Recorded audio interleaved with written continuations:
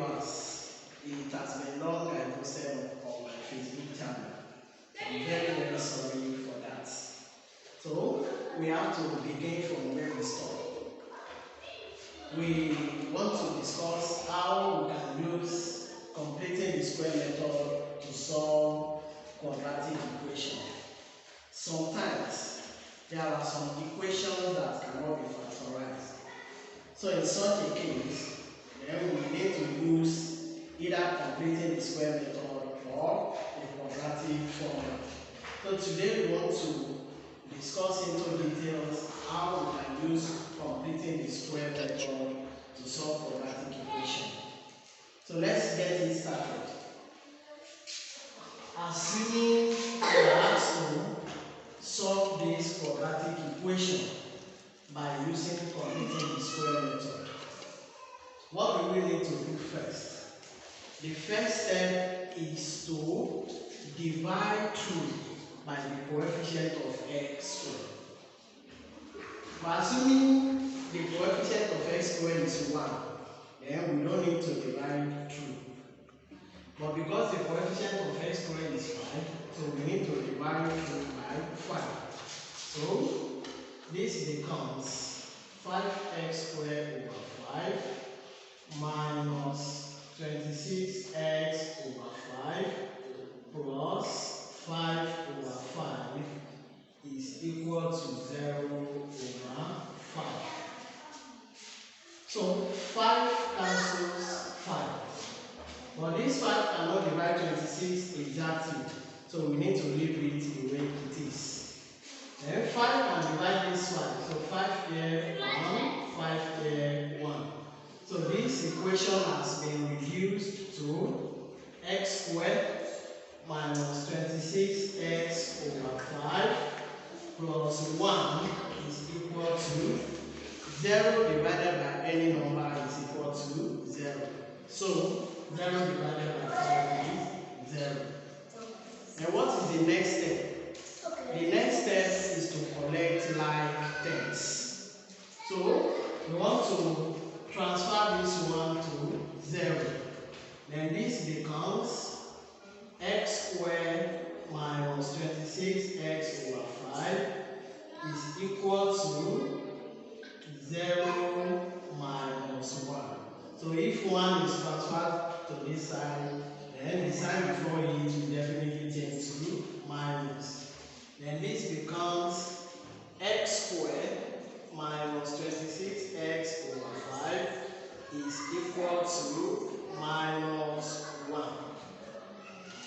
Now, the next step, as the name implies, is to make this expression a perfect square. We want to make this expression a perfect square so that at the end, we'll be able to take the square root of both sides so as to get the value of the unknown number. So how do we do that? In my last video, I posted how we can add a certain number to a particular expression so as to become a perfect square.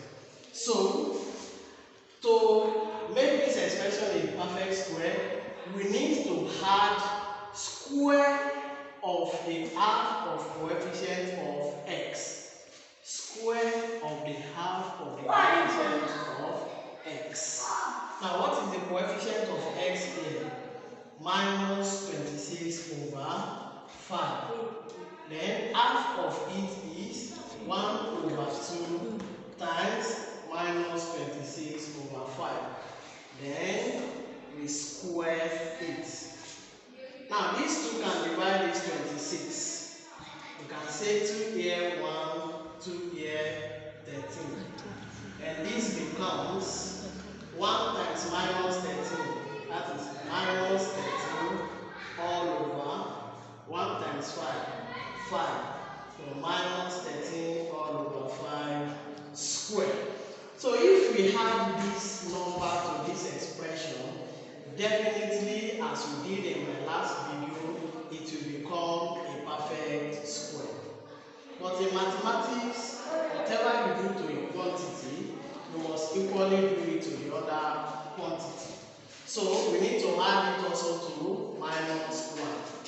Then this becomes x squared minus 26x over 5 plus minus 13 all over 5 all squared is equal to minus 1 plus minus 13 all over 5 all squared. Then this is a complete perfect square. Now how do we write it as a perfect square? A perfect square is written as x raised to power 2, y raised to power 2, and z raised to power 2. But since this is a compound number, then to form this perfect square, we write it as x. Then you turn to this bracket. What do we have here? Minus 13 over 5. Then everything raised to power of 2. If we expand this expression, then we are getting what we have up here. So now this is equal to minus 1 plus minus 13 square means minus 13 times minus 13.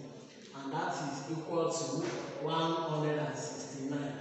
Then all over 5 square means 5 times 5. And that is equal to 25. Then this becomes x minus 13 over 5 all square is equal to minus 1 over 1 plus 169 over 25. Then the next step is to find the LCM of 1 and 25. So the LCM of 1 and 25 is 25. Then you want to use the LCM to divide each of these denominator. 25 divided by 1, that is 25. Then we multiply the result by the numerator. 25 times minus 1, that will give us minus 25. Again, 25 divided by 25, that is 1. 1 times 169, 169. And this is equal to x minus 13 over 5 all square is minus 25 plus 169 is the same thing as 169 minus 25. And that is equal to 144 all over 25. From here now, we need to remove this square. How do we remove this square? To remove this square, we have to take the square root of both sides. Take the square root of both sides. Take the square root of both sides. Now, if you take the square root of both sides, this square here will be removed. Then we will be left with x minus 13 over 5 is equal to plus or minus root 144 over 25. Why did I put plus or minus here? The reason is square root of a number can either be plus or minus. For instance, square root of 4 can be 2 and it can also be minus 2. Minus 2 times minus 2 will give us 4. 2 times 2 will give us 2. So let's proceed. And this is x minus 13 over 5 is equal to plus or minus. What is the square root of 144? If you press your calculator, the square root of 144 is 12. And what is the square root of 25? The square root of 25 is 5. Then the next step now is to collect like terms. So x is equal to plus or minus 12 over 5 plus 13 over 5. If this crosses this side, it will become plus. So now x is either plus 12 over 5 plus 13 over 5, or x is equal to minus 12 over 5 plus 13 over 5.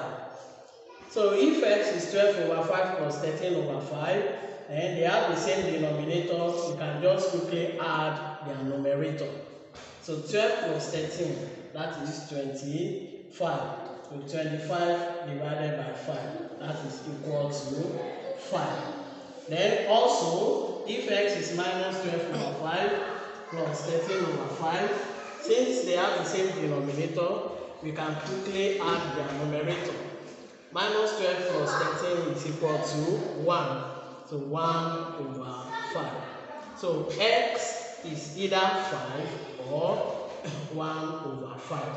So this is how we can use the method of completing the square to solve a quadratic equation, whether it can be factorized or it cannot be factorized.